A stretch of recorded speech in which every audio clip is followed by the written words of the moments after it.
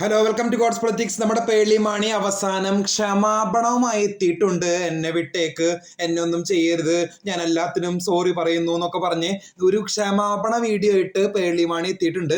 ആ ഒരു പേളിമാണി ആ വീഡിയോയിൽ പറയുന്നത് ഇങ്ങനെയാണ്: ഞാൻ ആരെയും വേദനിപ്പിക്കാനല്ല ചെയ്തത്, എൻ്റെ മനസ്സിൽ തട്ടിയാണ് ചെയ്തത്.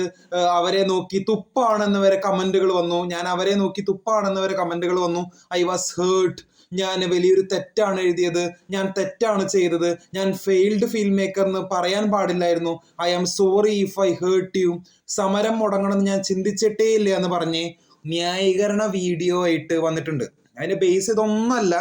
ഫോളോവേഴ്സ് കുറഞ്ഞു, 5 ലക്ഷം ഫോളോവേഴ്സ് ആണ് വെറും 4-5 ദിവസം കൊണ്ട് അത് പേളിമാണിക്ക് കുറഞ്ഞത്.